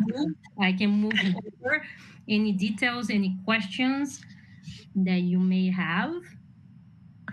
I have also fabrication methodology, installation plan. I've done this project several times. I have a budget to discuss and a timeline and maintenance plan as well here. So feel free to ask me any questions. Thank you, Priscilla. Yeah. Chairperson Yank, may I move forward with the roll call? Yes, please. Vice Chair Vier, do you have any questions? Well, I was just wondering about if you could be specific, give a specific detail or two on the your excuse me, reference to immigration other than the Armenian culture here. What other are there other specific nods that within this piece to other cultures?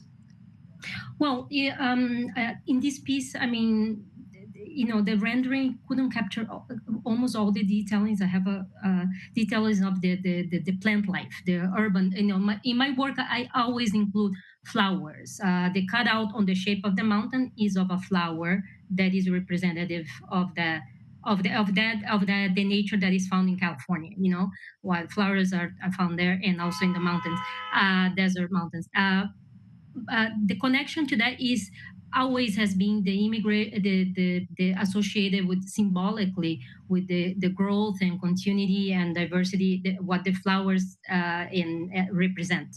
I have always used that connection to immigration, to growth, to renewal, and so far. In particular, I use the motifs and the design of the tapestry and the embroidery and the needlework that women do and things to represent that community, because I know that there's a huge majority of the community there. It's Armenian. So, but overall, me being an artist, I'm from Brazil. I'm from South America. So I know what is, you know, immigrating to another country or becoming a citizen. And so I always feel that a lot of my work has this connection to being from someplace else or turning to an American itself. So that's the connection that I have there. Thank you. Thank you. It's a beautiful piece. I love the approach, the multiple approaches that to it show different angles and so forth. Very lovely. Thank you. Thank you. No more questions. Thank you, Jane. Commissioner Tufekcion? Yes, hi. Thank you so much for your time and for the presentation. It is a beautiful piece. Just a couple of questions. So fabrication, I'm assuming you live in New York, right? I live in New York City, yes, but I want to move to LA. Okay, better weather. So fabrication, I'm assuming, would be done here locally. Yeah, I have worked all over US. You know, I've been traveling, doing public art, I've been traveling. So I have done, I have fabricators in Colorado, I have fabricators in Arizona, I have fabricators here in New York City that I contact and I say, hey, how can we do this and this and that? And I also contact some people locally in Los Angeles. They have amazing fabricators there. And they kind of gave me the you know, hey, Priscilla, we can approach this way and this way. So there is a lot of opportunity to work with other people. I obviously would work with someone locally because I want to save on the transportation, you know. Mm-hmm. Okay, and I know it's in the median and, you know, people can't really access it, but still I'm always thinking about safety and, you know, some of the pieces, some of the cutouts seem like they would be accessible for people to climb up on. Is there any way that can be either changed or, you know, I don't know. Yeah, okay. So the cutout, that's the water jet cutout. I have done, as I showed you, like in some of my other projects, I've worked with a lot of them where people can put their hands in the subway or leave their Ds and climb up and do crazy things and everything. So I always work with an opening limitation.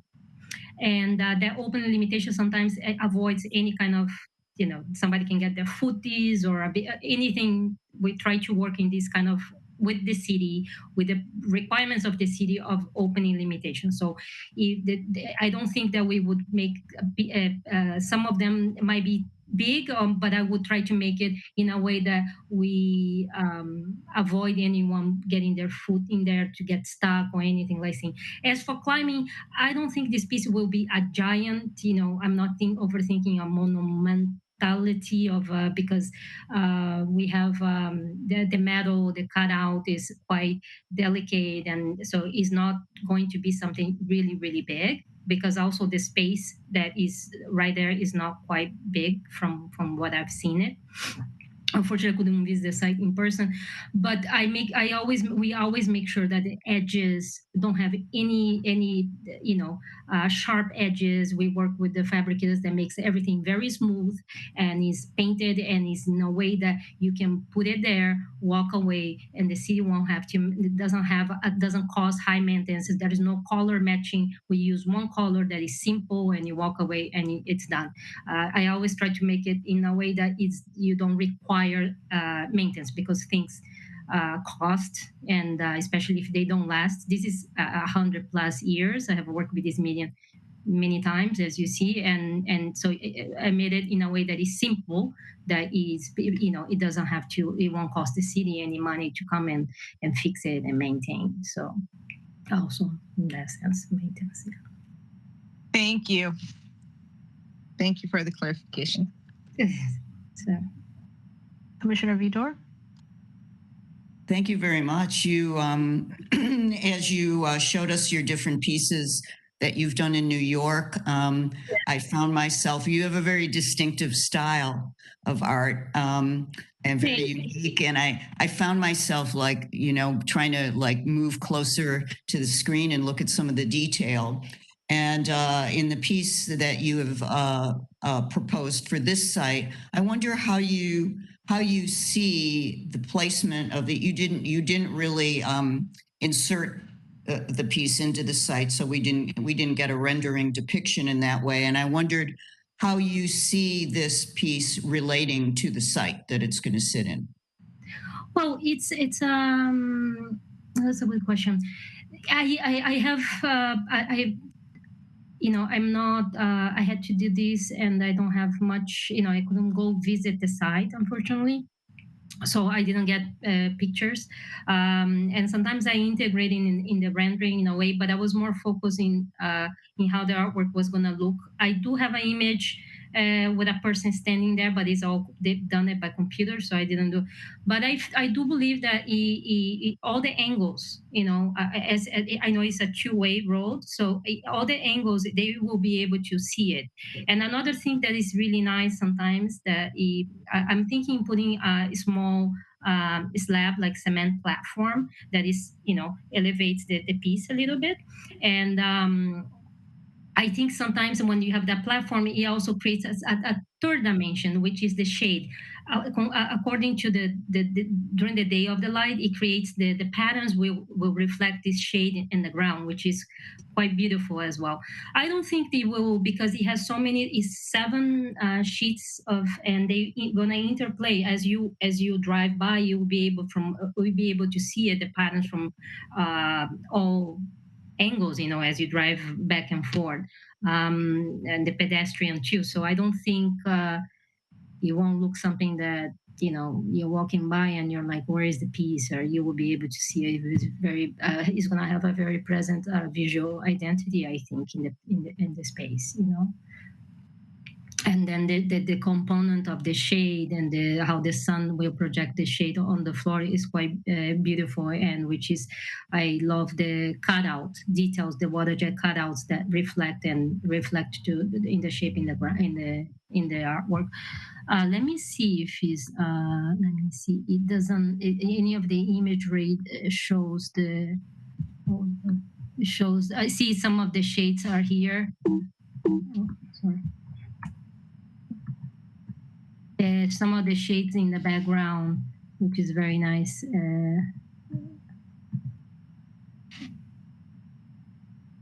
Okay, thank you. Thank you. Thank you. I hope I answered your question. Commissioner Zadorian?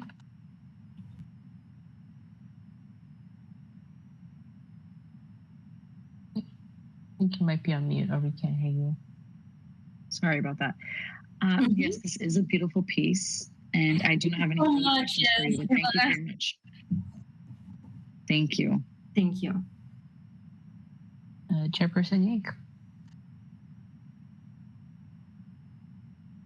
Yeah, I think most of my questions were answered already. So I just want to say thank you so much for presenting this to us and for your time today. Thank you. Thank you. Thank you so much, Priscilla, for joining us. You're welcome to exit the meeting at this time. If you have any additional questions, you can reach out to Labas Projects, but we appreciate your presentation today. Thank you so much. You have for the opportunity. Okay. Thank you. Thank you. Bye-bye.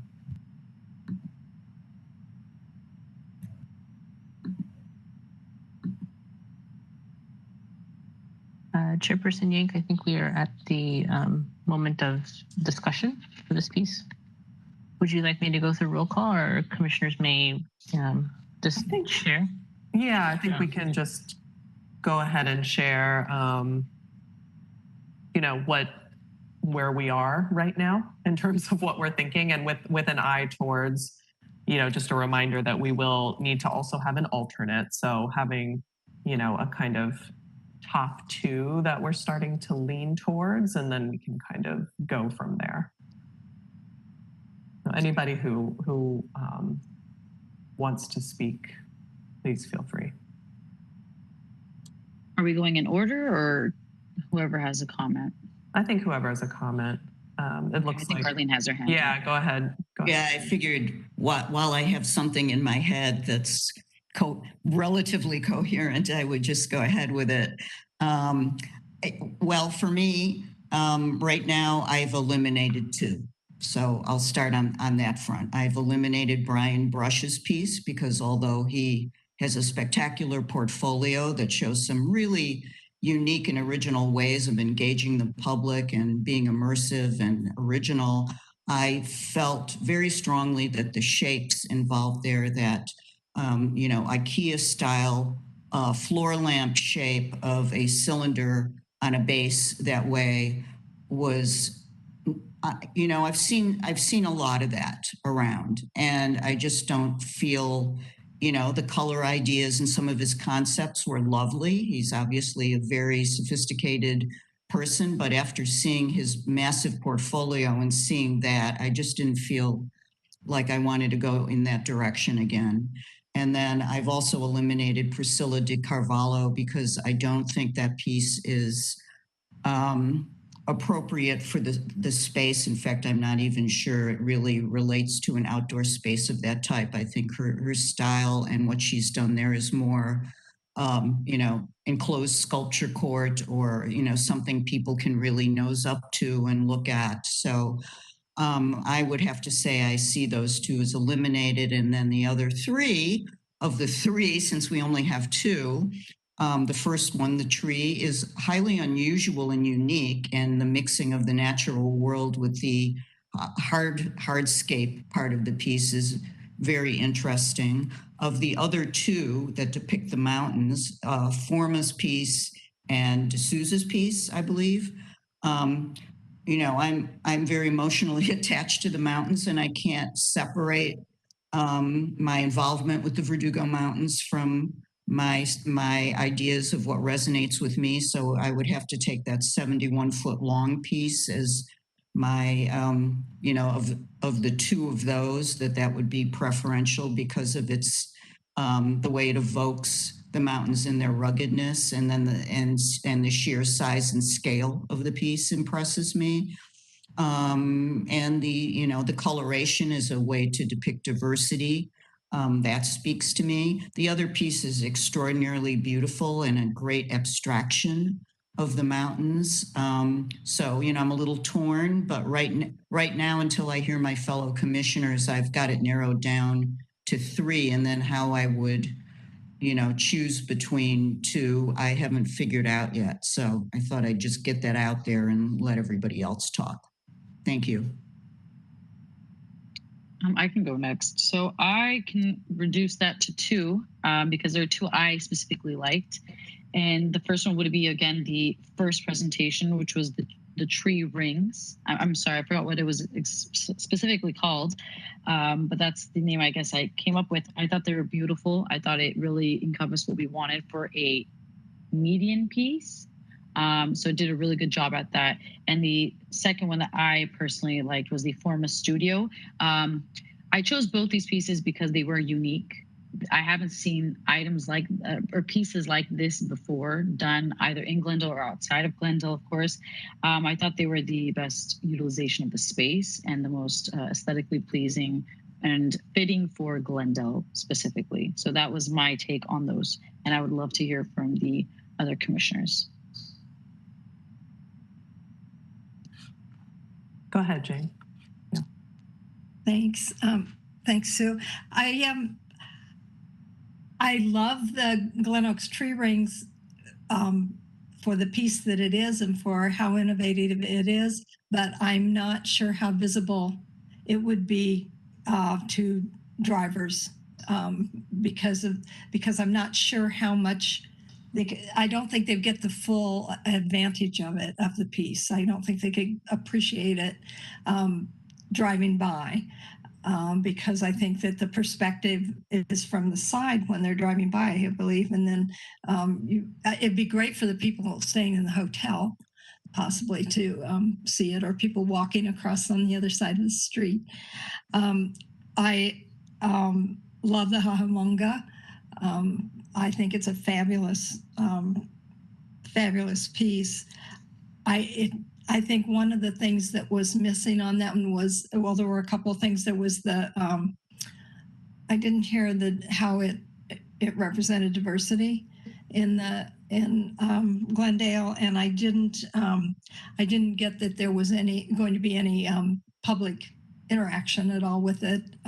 That's one thing that was a huge advantage with the Glenoaks tree rings. I love that they were going to actually get public input, albeit just a one-time event.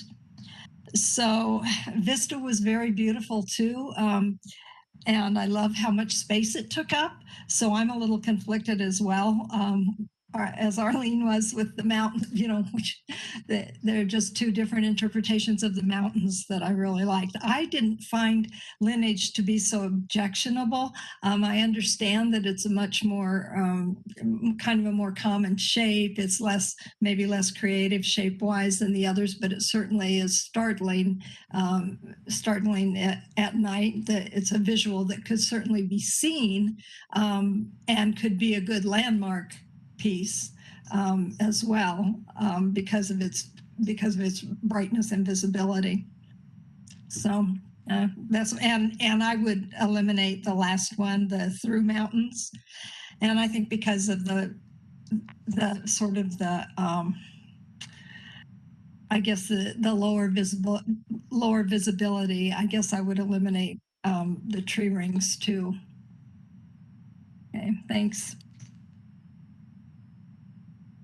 Okay, so for me, I think Forma Studios presentation really spoke to me. I absolutely love their the installation. I think that is going to look so beautiful. I think it's got sophistication and a little bit of Calder, as Commissioner Vyar mentioned, and then also James Terrell, and it has the element of embracing nature in the sculpture. I think that is beautiful. I love the porousness of it. I love the yellow color of it. And I think, nighttime when it's going to be lit up, it is going to look spectacular. So that for sure is number one for me by far. Then I would say De Sousa's installation would be number 2 for me, and the oak installation would be number 3. Thank you.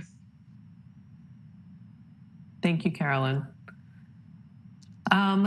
Yeah, I'm compelled by both of the I mean, I'm kind of on the same page with a lot of you. I'm compelled by both of the mountains one. I do love the idea of like the mountain being reiterated on the median, just conceptually in some way. And so both of those pieces have a lot to recommend them. I think I probably would be leaning more towards Forma Studio.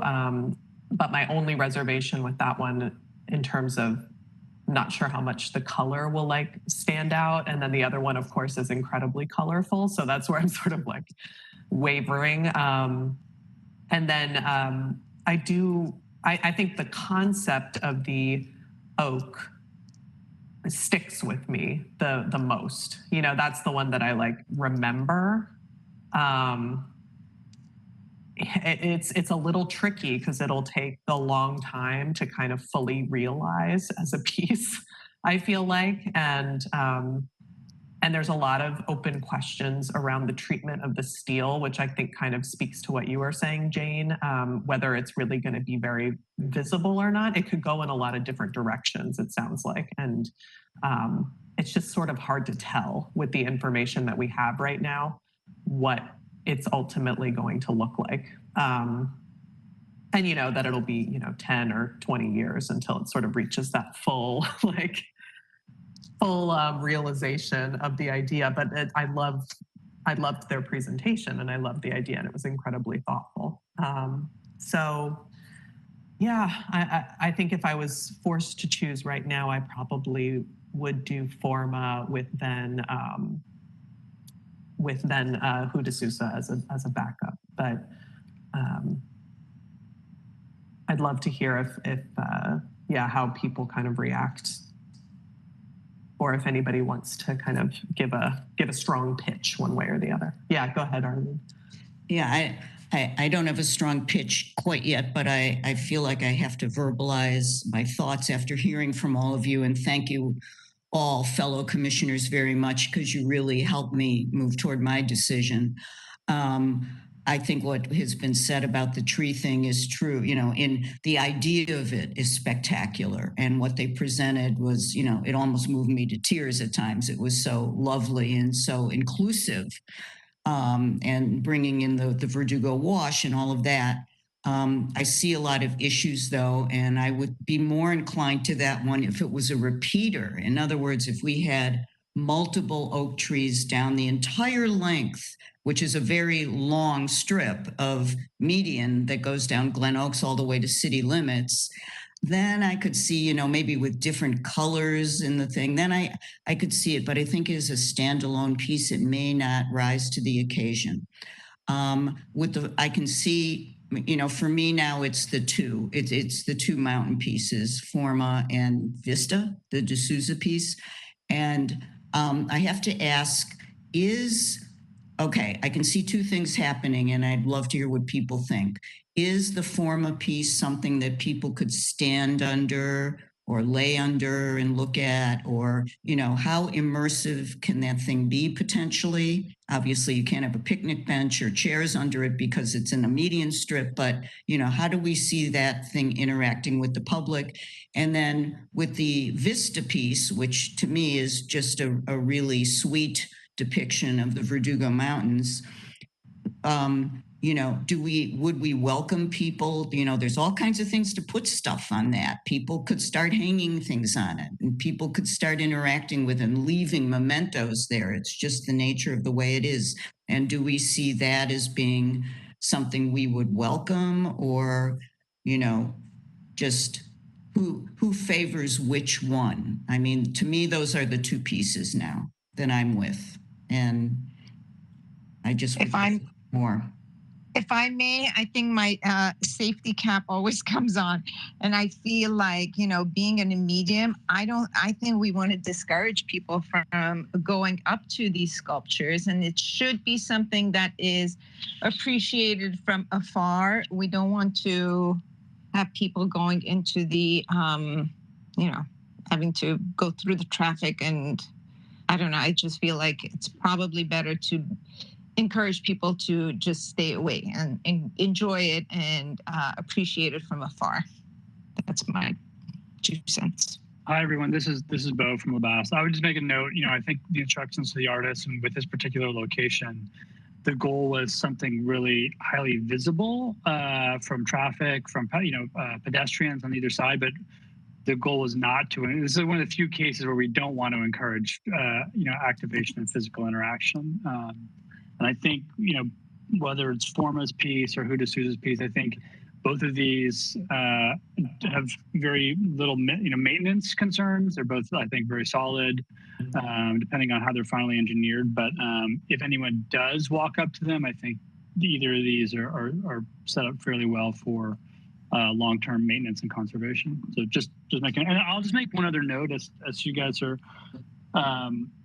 narrowing the process down. One other thing to consider, and I know we talk about this with other cities and we work with, is diversity of artists in terms of the civic collection.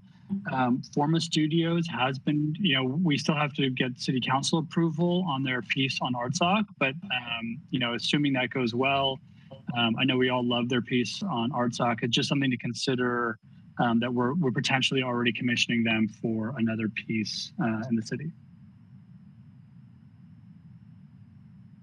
Bo, how long is their piece? We know the other one is 71 feet. What's the length again of that piece, end to end? Let's see. I've got let me pull up the the Forma Studios piece. What is the proposed length? Yeah, is 30 feet. 30 feet long, 11 feet wide at its widest. Okay, thank you. My apologies to briefly interject. We have a call-in user. Is this Director Schaefer on the line?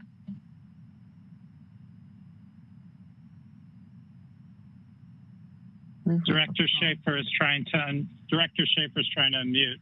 I am on the line, just listening in. Because I've been prompted, I will say I don't necessarily see a problem with another piece by the same artist myself. And that's my only 2 cents. Thank you. Thank you, Dr. Schaefer. I'd like to raise a couple of points about the Vista piece, if I may. Fellow commissioners, was there lighting for that one? Did anybody hear whether that one was lit at night? Does that have a night element? Nobody heard? Bo, do you have anything? Can you shed any light on that question from the proposal? Do they mention it? Their proposal does not include specific lighting, although I know in our conversations with all of these artists, as we shared the RFP with them, the expectation that these should be visible day and night and include some form of lighting. So my guess is these would have to include some kind of uplighting or interior lighting. Thank you. Because there's already the issue of going over budget with this one because of needing to supply the base, the pea gravel and the edging and that kind of thing. They said the footings or anchors are included in their budget, but we would probably need to explore how much that would cost us. I'll make one note. Actually, they called it out in there, but just to note, Forma Studios also does not include the footings. They made a note in there. If you go through the details of the presentation, the footings needed to be supported by others. That was actually a conversation we had with all of the artists, because working with the ArtSoc redevelopment, our thoughts were that we would work with city planning on contracting out the concrete, and all of these will have to have some kind of concrete footing. So our thoughts were that with all of the artists that would be potentially done by the city, if not potentially out of the contingency budgets we have for the overall projects. Oh, I see. Okay, thank you, Bo. So I think, yeah, so Huda Souza actually called out that the gravel and the footing is not included. But if you actually look into the details, I think I'm looking at the Forma Studio, the footing, and they have it parenthesized by others. So, and that was something that we instructed them to review, to sort of like separate out. Thank you. So on Jane's question, the budget for lighting of D'Souza's is not included. Did I get that right? It is I don't see it in their budget. currently. Okay.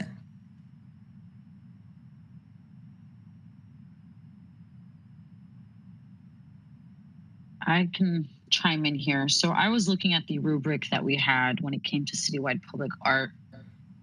And I personally believe that the Forma Studios meets all the criteria for me as excellent when it comes to, one, a world-class public artwork designed to engage the community.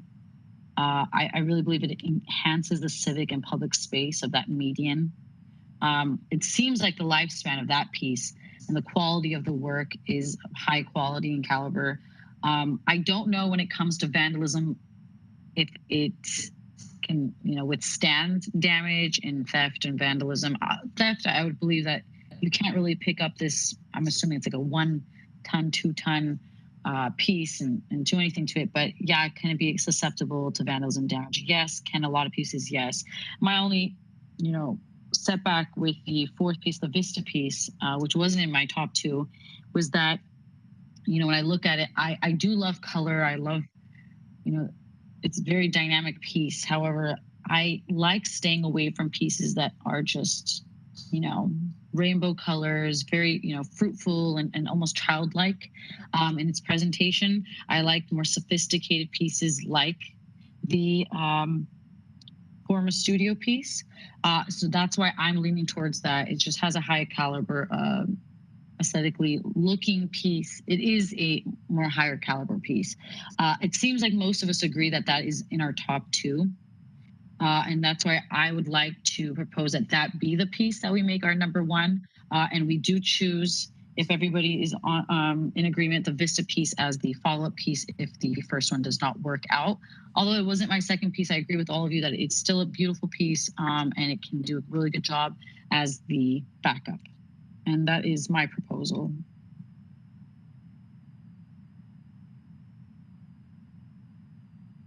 I'd love to hear from anybody else if they agree with me that we can move forward with the Forma Studio piece as our main piece and the Vista as our follow-up piece, our backup.